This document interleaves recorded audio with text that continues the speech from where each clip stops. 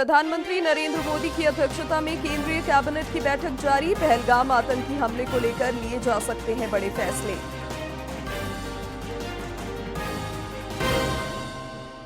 ग्रामीण विकास मंत्री दीपिका पांडे सिंह ने नई दिल्ली में केंद्रीय मंत्री शिवराज सिंह चौहान से की मुलाकात। मनरेगा मजदूरी बढ़ाने समेत कई मांगों को लेकर सौंपा पत्र। अक्षय तृतीया आज बाजारों में रौनक। उत्तराखंड में 4 धाम यात्रा की शुरुआत। यमुनोत्री और गंगोत्री धाम के कपाट खुले, सुरक्षा के पुख्ता इंतजाम। सिलीगुड़ी में संपन्न तीसरी ईस्ट इंडिया स्ट्रेंथ लिफ्टिंग और इंक्लाइंड बेंच प्रेस प्रतियोगिता में झारखंड बना ओवरऑल चैंपियन। 13 स्वर्ण समेत 22 पदक किए अपने नाम।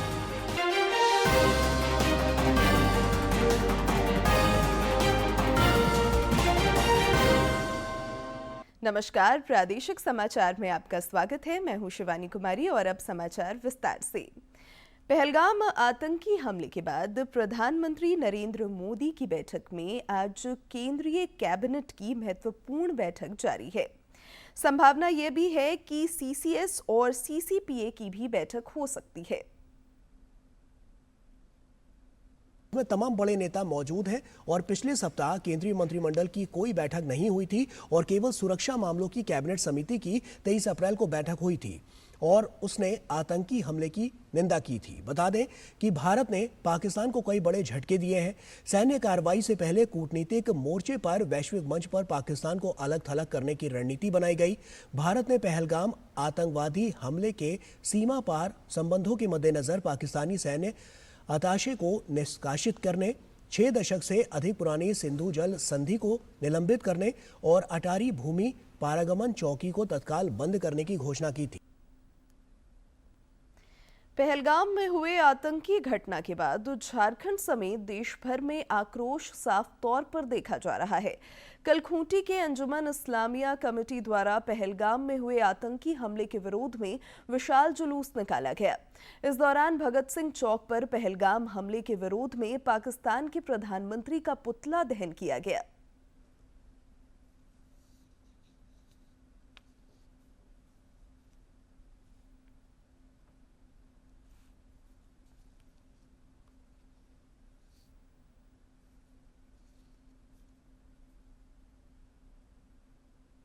संयुक्त राष्ट्र संघ के महासचिव एंटोनियो गुटरेस ने विदेश मंत्री डॉक्टर एस जयशंकर से फोन पर बातचीत कर पहलगाम आतंकी हमले की निंदा की। इस दौरान विदेश मंत्री ने कहा कि आतंकवादियों को न्याय के कटघरे में लाया जाएगा।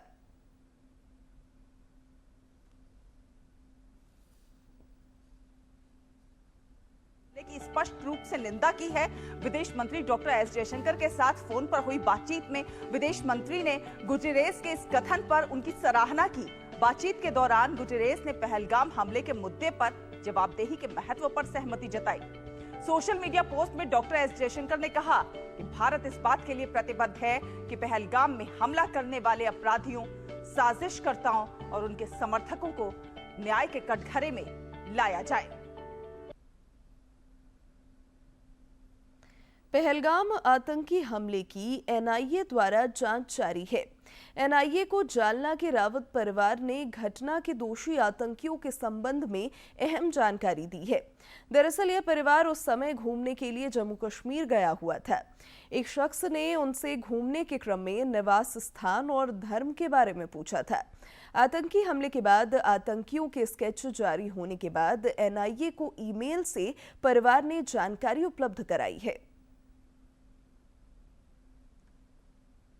21 तारीख को राउत परिवार पहलगाम में था। हमले के बाद आतंकियों की तस्वीरें सामने आने के बाद जालना के आदर्श ने उस संदिग्ध की पहचान की जिसने उससे बात की थी। आदर्श ने संदिग्ध आतंकवादी की पहचान करने के बाद एनआईए को ईमेल के जरिए संदिग्ध आतंकवादी के साथ हुई अपनी बातचीत के बारे में जानकारी दी है। 21 तारीख को मैं घोड़ा लेके ऊपर गया था और मैगी के स्टॉल पे जब मैं रुका था तो मुझे कुछ लोगों ने, वहाँ पे 3-4 लोग आए थे, 5-6 लोग, उसमें से एक व्यक्ति ने मुझे पूछा था कि आप कश्मीरी हो क्या, हिंदू हो क्या, आप यही यहाँ के नहीं लगते।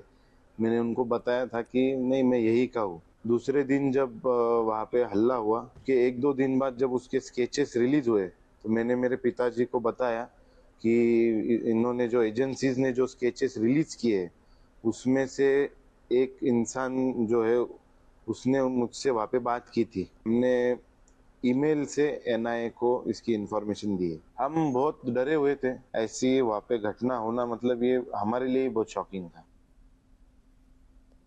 पहलगाम आतंकी हमले को लेकर सोशल मीडिया में विवादास्पद पोस्ट के बाद कांग्रेस बैकफुट पर है। पार्टी ने विवादित पोस्ट सोशल मीडिया से हटा लिया है।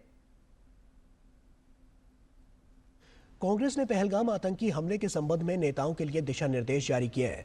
कांग्रेस महासचिव केसी वेणुगोपाल ने एक परिपत्र के माध्यम से निर्देश दिया है कि सभी पदाधिकारियों को सार्वजनिक संचार में अत्यधिक अनुशासन और निरंतरता बनाए रखने का निर्देश दिया जाता है। पार्टी की ओर से बोलने के लिए अधिकृत लोगों को 24 अप्रैल 2025 को पारित प्रस्ताव में CWC द्वारा बताई गई स्थिति तक ही सीमित रहना चाहिए। ग्रामीण विकास मंत्री दीपिका पांडे सिंह के नेतृत्व में एक प्रतिनिधि मंडल ने कल नई दिल्ली में केंद्रीय मंत्री शिवराज सिंह चौहान से मुलाकात की। इस दौरान झारखंड में संचालित केंद्र प्रायोजित योजनाओं के क्रियान्वयन से जुड़े कई महत्वपूर्ण विषयों पर चर्चा की गई। मनरेगा और प्रधानमंत्री आवास योजना, ग्रामीण तथा राज्य के लंबित भुगतान को लेकर भी विस्तृत चर्चा हुई। प्रतिनिधिमंडल ने केंद्रीय मंत्री से कहा कि जिन कार्यों से संबंधित बिल के फंड ट्रांसफर ऑर्डर पहले ही मनरेगा पोर्टल पर अपलोड किए जा चुके हैं, उनकी भुगतान प्रक्रिया में तेजी लाई जाए। प्रतिनिधिमंडल ने झारखंड की मनरेगा मजदूरी दर बढ़ाकर न्यूनतम 405 रुपए प्रतिदिन करने का भी आग्रह किया। पुलिस महानिदेशक अनुराग गुप्ता अपने पद पर बने रहेंगे या नहीं, इस विषय पर राज्य सरकार की ओर से आज कोई निर्णय लिया जा सकता है। केंद्र सरकार के गृह मंत्रालय का पत्र मिलने के बाद संशय बरकरार है। समझा जा रहा है कि सीएम के रांची लौटने के बाद अपने मंतव्य से राज्य सरकार केंद्र सरकार को अवगत करा सकती है। झारखंड उच्च न्यायालय में हुई सुनवाई के बाद रिम्स के निदेशक डॉक्टर राजकुमार ने एक बार फिर पदभार ग्रहण कर लिया है। पदभार संभालते ही उन्होंने डॉक्टरों की प्रोन्नति समेत कई आवश्यक निर्देश दिए। डॉक्टर राजकुमार ने इस दौरान 3 महत्वपूर्ण निर्णय भी लिए। उन्होंने 4 महीने से लंबित डॉक्टरों की प्रोन्नति का रिजल्ट जारी कर 81 चिकित्सकों को प्रोन्नति देने का आदेश जारी किया। इधर स्वास्थ्य मंत्री इरफान अंसारी ने रिम्स निदेशक के फैसले पर कड़ी आपत्ति जताई है। उन्होंने कहा कि रिम्स निदेशक एक तरफा कोई भी फैसला नहीं ले सकते हैं। लातेहार में पुलिस ने नक्सली संगठन TSPC के नाम से NTPC के कार्य में लगे ठेकेदारों एवं अधिकारियों से लेवी मांगने वाले 5 अपराधियों को गिरफ्तार किया है। गुप्त सूचना के आधार पर ये अपराधी जिले के बालूमाथ थाना क्षेत्र के आरा गांव के जंगल से गिरफ्तार किए गए हैं। पुलिस ने सभी को न्यायिक हिरासत में जेल भेज दिया है।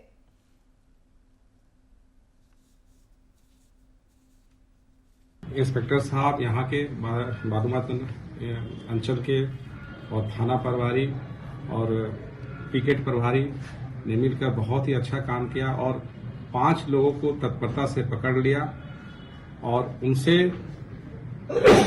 पिस्टल 1, जिंदा कारतूस 7 और चितकबरा टी-शर्ट, जिसको हम लोग कैमोफ्लाई बोलते हैं, वो बरामद हुआ है। TSPC का पर्चा जिसमें धमकी भरा नारे और स्लोगन लिखे या जो धमकी भरे वर्ड हैं, और TSPC के लेटर पैड 2 मिले हैं, कीपैड मोबाइल और 5 एंड्रॉयड मोबाइल को जब्त किया गया है और ये 5 अपराधी को गिरफ्तार करके इनको जो है न्यायिक हिरासत में भेजी जा रही है।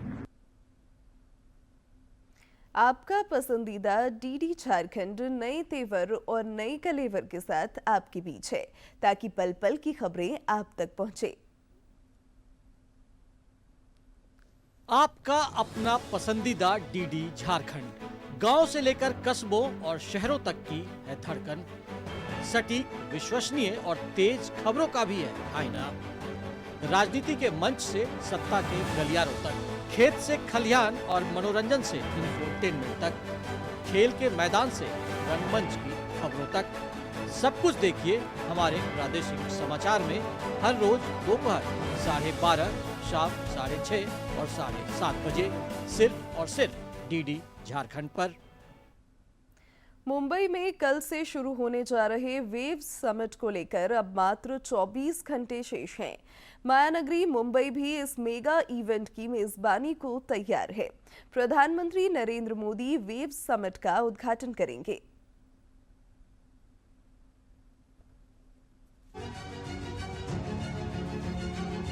मुंबई अपने पहले विश्व ऑडियो विजुअल और मनोरंजन शिखर सम्मेलन 2025 की मेजबानी करने के लिए पूरी तरह तैयार है।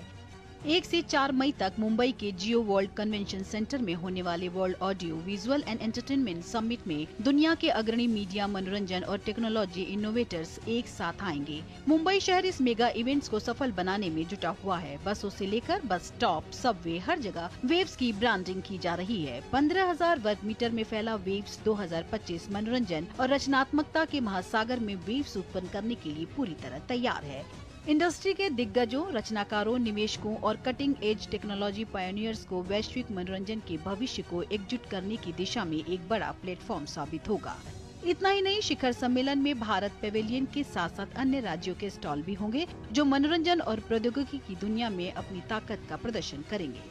भारत का सबसे पहला world audio visual and entertainment summit waves 2025 होने जा रहा है मुंबई में। और न केवल भारत बल्कि पूरी दुनिया तैयार है इस अद्भुत समिट को देखने के लिए और इसमें शामिल होने के लिए। न केवल participants, content creators, technology creators और फिल्म क्रिएटर्स, लेकिन बिजनेसमैन भी इसमें बढ़ चढ़कर हिस्सा लेने वाले हैं। Basically, Waves Bazaar is like an amazing platform for a lot of creators like me who are writing their projects in both live action, animation, visual effects or any particular category. इस summit में दुनिया भर से संस्कृति और कला क्षेत्र की कंपनियां और टेक दिग्गज हिस्सा लेंगे। मीडिया, फिल्म और एंटरटेनमेंट जगत से जुड़े लोग इसे लेकर बेहद उत्साहित हैं। दिग्गज अभिनेता अमिताभ बच्चन का कहना है कि वेव सिनेमा की यात्रा का अगला अध्याय है, जहां न केवल मनोरंजन बल्कि एक नए युग की पटकथा लिखी जाएगी। यह दिलों को छूने और दुनिया को जोड़ने में एक लंबा सफर तय करेगा। आज भी लोग मुझसे पूछते हैं कि सिनेमा का असली मकसद क्या है। मैं कहता हूं कि सिनेमा सिर्फ एक कहानी नहीं, एक एहसास है जो दिल तक जाए, जो यादों में रहे, ये दुनिया को जोड़ दे। World audio visual and entertainment summit waves is the next chapter of that journey, जहां सिर्फ एंटरटेनमेंट ही नहीं, एक नया युग लिखा जाएगा। भारत की रचनात्मक शक्ति को मजबूत करने और सामग्री निर्माण, बौद्धिक संपदा और तकनीकी नवाचार के केंद्र के रूप में अपनी स्थिति को बढ़ाने के उद्देश्य से वेव्स सभी उद्योग हितधारकों के लिए वन स्टॉप डेस्टिनेशन होगा। इसका इनॉग्रेशन खुद प्राइम मिनिस्टर नरेंद्र मोदी 1 मई को करेंगे मुंबई में। और ये समिट न केवल एक प्लेटफॉर्म है लोगों को जोड़ने के लिए, बिजनेस को बिजनेस से जोड़ने के लिए, लेकिन अंतर्राष्ट्रीय लेवल पे कंटेंट क्रिएट करने के लिए और ज्यादा लोगों को एक दूसरे के साथ सम्मिलित करने के लिए, ताकि अपॉर्चुनिटीज हमेशा बढ़ती रहे। कैमरा पर्सन शैलेश के साथ दीपिका, डीडी न्यूज, मुंबई। 10वीं आईसीएसई और 12वीं आईएससी परीक्षाओं का परिणाम जारी कर दिया गया है। नतीजे तय समय के हिसाब से सवेरे 11 बजे घोषित हुए। छात्र बोर्ड की आधिकारिक वेबसाइट पर जाकर रिजल्ट चेक कर सकते हैं। छात्रों को आईसीएसई और आईएससी का चयन कर अपना unique ID number, index number और कैप्चा कोड दर्ज करना होगा। सबमिट करने पर रिजल्ट स्क्रीन पर आ जाएगा। CISCE के मुख्य कार्यकारी अधिकारी जोसेफ इमैनुअल ने कहा कि वेबसाइट के अलावा परिणाम डिजी लॉकर के माध्यम से भी देख सकते हैं। गिरिडीह सदर अस्पताल स्थित red cross blood bank blood की भारी कमी से जूझ रहा है। जिले के उपायुक्त नमन प्रियेश लकड़ा ने लोगों से स्वैच्छिक रक्तदान की अपील की है। रेड क्रॉस के चेयरमैन अरविंद कुमार ने बताया कि जिले में 200 से अधिक थैलेसीमिया पीड़ित बच्चे हैं, जिन्हें हर माह 5 से 600 यूनिट रक्त की जरूरत होती है। वर्तमान समय में जिले के एकमात्र ब्लड सेंटर में ब्लड का स्टॉक लगभग शून्य हो गया है, जिससे थैलेसीमिया पीड़ित बच्चों की परेशानी बढ़ गई है। झारखंड में प्राचीन काल से कई तरह की कलाएं प्रचलित हैं। उनमें से एक है मोम और धातुओं के मिश्रण से पीतल की मूर्ति बनाने समेत अन्य चीजों को तैयार करने की ढोकरा कला। राज्य के संथाल परगना में इस कला को पीढ़ी दर पीढ़ी बढ़ाने वालों की संख्या घटती जा रही है, जो चिंता का विषय है। हालांकि अभी भी कई कलाकार मोम और धातुओं से अपनी रचनात्मकता को मूर्त रूप दे रहे हैं। दुमका जिले के शिकारीपाड़ा प्रखंड के जबरदाहा गांव के अलीम जादोपटिया का पुश्तैनी पेशा मोम को गलाकर पित्तल की मूर्ति, पैला और आभूषण बनाना है, जिससे उनकी आजीविका चल रही है। इसको हम लोग मिट्टी, धान का भूसी, मम धुमना और पीतल, कोयला और बहुत सारा ऐसा मटेरियल जो है इसमें लगता है। और इसको जो है ज्वेलरी से लेकर के शो पीस, वॉल हैंगर और जो है टेबल लैंप वगैरह, मूर्ति वगैरह, जो भी ऑर्डर मिलता है हम लोग सब कुछ बना देते हैं। ऑर्डर के ऊपर निर्भर है, जो बनाना बोलेगा हम लोग बना देंगे। अलीम की माने तो इस कला को बढ़ाने के लिए बेहतर मंच और बाजार की जरूरत है, ताकि राष्ट्रीय और अंतर्राष्ट्रीय फलक पर ढोकरा कला से लोग परिचित हो सके। हम सरकार से यही चाह रहे हैं कि हमारा मार्केटिंग का जो है कि सुविधा हो, हम लोग जैसे कि बाजार में सामान बेच सके अच्छा से। और बहुत ऐसा कारीगर जो है कि मार्केटिंग के सुविधा नहीं रहने के चलते जो है मजदूरी करते हैं। उचित मंच और बाजार के अभाव में ढोकरा कला संथाल परगना में सिमटती जा रही है और इसके अस्तित्व पर भी संकट के बादल हैं।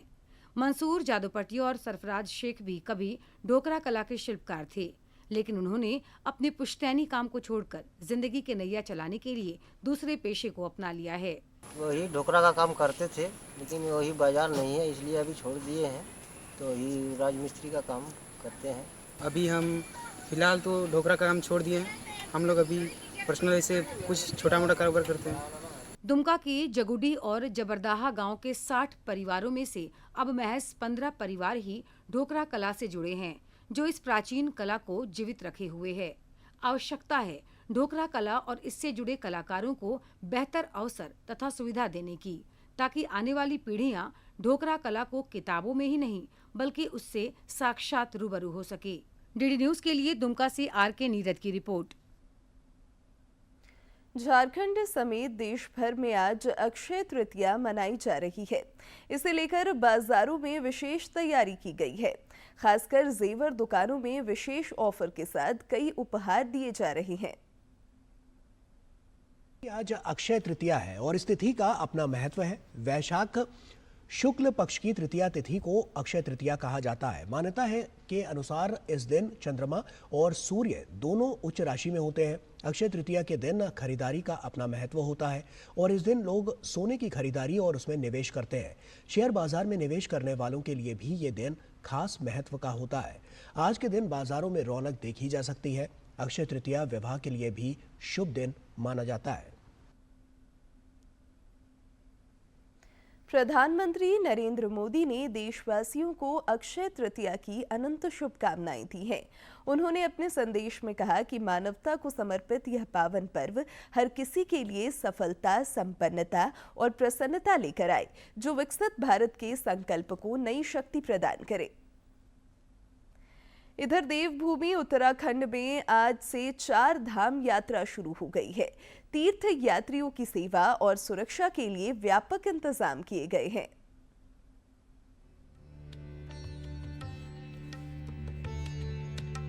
पवित्र यात्रा पारंपरिक रूप से हर साल अक्षय तृतीया से शुरू होती है। इस बार 4 धाम यात्रा 30 अप्रैल से शुरू होकर 6 नवंबर तक चलेगी। अब तक 20 लाख से ज्यादा श्रद्धालु ऑनलाइन रजिस्ट्रेशन करा चुके हैं। रजिस्ट्रेशन अब भी जारी है। यात्रा के क्रम में पहला धाम यमुनोत्री को माना जाता है, जो यमुना नदी का स्रोत है।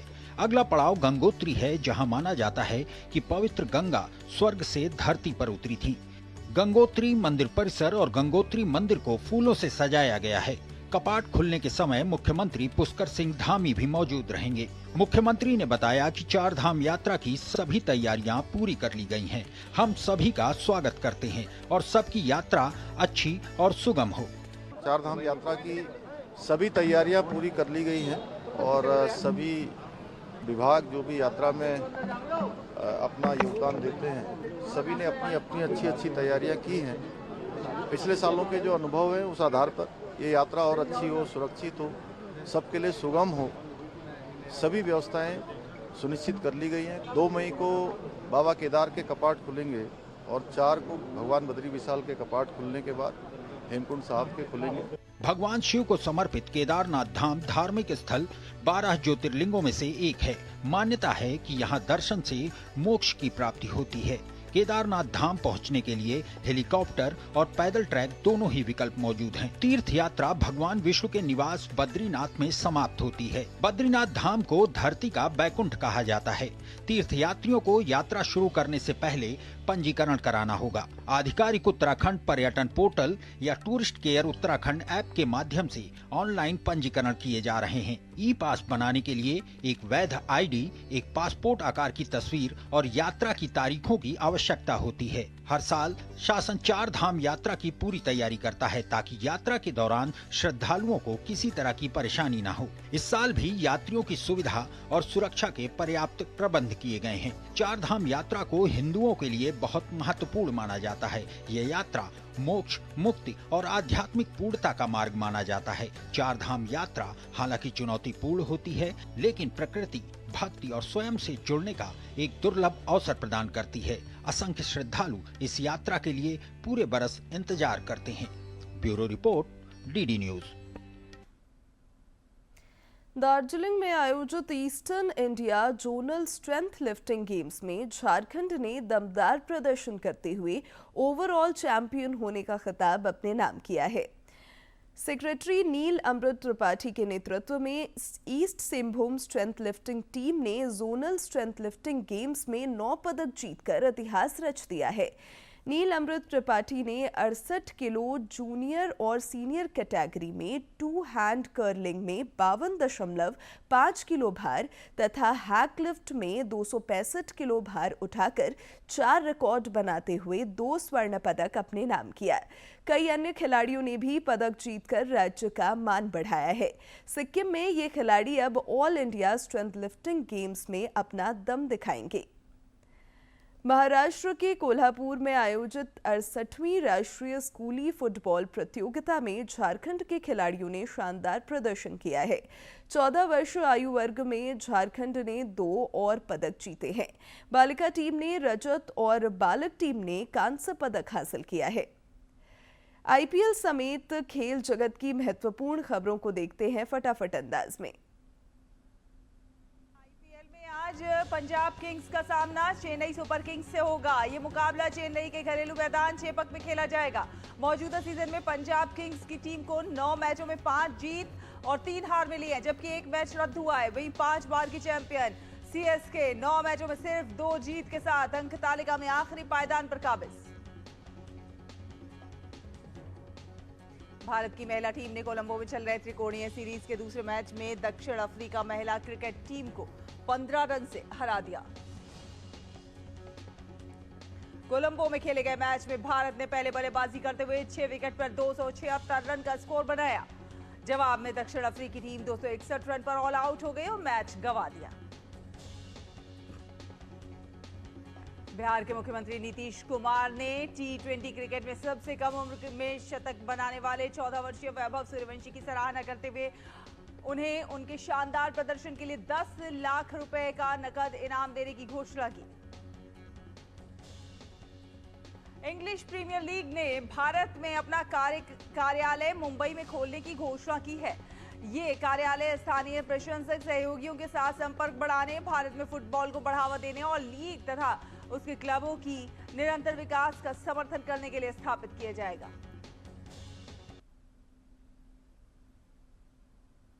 और अब बात मौसम की। मौसम विभाग ने आज से 2 दिनों तक आंधी और बारिश का येलो अलर्ट जारी किया है। पिछले कई दिनों से अलग अलग हिस्सों में हो रही छिटपुट बारिश से तापमान में गिरावट आई है और लोगों को गर्मी से राहत मिली है।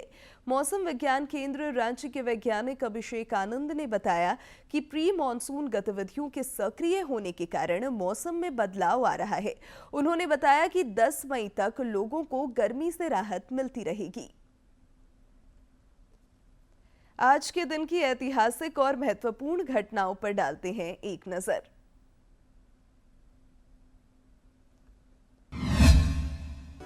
30 अप्रैल साल 1870 को धुंडीराज गोविंद फाल्के का जन्म महाराष्ट्र के नासिक जिले में हुआ था।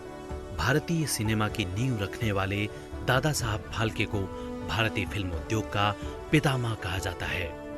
उन्होंने भारतीय सिनेमा जगत की पहली मूक फिल्म राजा हरिश्चंद्र का निर्माण किया। इसकी प्रेरणा इन्हें मुंबई में अमेरिका इंडिया थिएटर में दिखाई गई विदेशी मूक चलचित्र लाइफ ऑफ क्राइस्ट से मिली थी। साल 1937 में बनी फिल्म गंगा अवतरण दादा साहब फाल्के द्वारा निर्देशित पहली बोलती फिल्म थी। भारत सरकार इनकी याद में प्रतिवर्ष सिनेमा जगत में विशिष्ट योगदान के लिए दादा साहब फाल्के सम्मान देती है। 30 अप्रैल साल 1927 को फातिमा बीबी का जन्म केरल के पथानामथिट्टा में हुआ। उनका पूरा नाम मीरा साहिब फातिमा बीवी है। साल 1989 में फातिमा बीवी सर्वोच्च न्यायालय की न्यायाधीश नियुक्त हुई। इस पद पर नियुक्त होने वाली वह पहली भारतीय महिला थीं। सेवानिवृत्ति के बाद उन्हें राष्ट्रीय मानवाधिकार आयोग का सदस्य बनाया गया। वे तमिलनाडु की राज्यपाल भी रह चुकी हैं। 30 अप्रैल साल 1789 में जॉर्ज वॉशिंगटन अमेरिका के पहले राष्ट्रपति चुने गए। 57 वर्ष की आयु में वॉशिंगटन न्यूयॉर्क के फेडरल हॉल में संयुक्त राज्य अमेरिका के पहले निर्विरोध राष्ट्रपति चुने गए थे। राष्ट्रपति चुने जाने के बाद उन्होंने सेना के कमांडर इन चीफ का भी पद संभाला। जॉर्ज वॉशिंगटन को फादर ऑफ अमेरिका भी कहा जाता है। अमेरिका को ब्रिटिश राज से आजादी दिलाने में उन्होंने महत्वपूर्ण भूमिका निभाई थी। दूरदर्शन झारखंड पर पल पल की खबरों से जुड़े रहने के लिए आप हमारे social media platform x, Facebook, Instagram और यूट्यूब से जुड़ सकते हैं, क्योंकि खबरों से जितना बाखबर रहना जरूरी है, उससे ज्यादा जरूरी है सटीक, संतुलित और निष्पक्ष समाचार। हमारा एक्स हैंडल है @DD News Ranchi, Facebook page है DD News झारखंड और इंस्टाग्राम अकाउंट है DD News झारखंड। आप हमें YouTube channel Jharkhand DD News पर भी देख और सुन सकते हैं। और अब अंत में मुख्य समाचार एक बार फिर।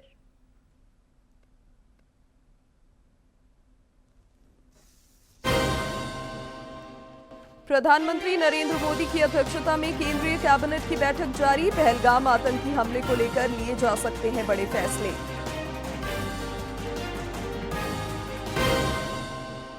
ग्रामीण विकास मंत्री दीपिका पांडे सिंह ने नई दिल्ली में केंद्रीय मंत्री शिवराज सिंह चौहान से की मुलाकात। मनरेगा मजदूरी बढ़ाने समेत कई मांगों को लेकर सौंपा पत्र।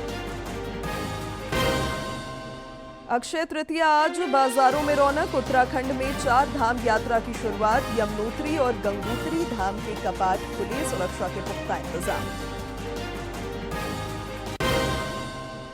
सिलीगुड़ी में संपन्न तीसरी ईस्ट इंडिया स्ट्रेंथ लिफ्टिंग और इंक्लाइंड बेंच प्रेस प्रतियोगिता में झारखंड बना ओवरऑल चैंपियन। 13 स्वर्ण समेत 22 पदक किए अपने नाम।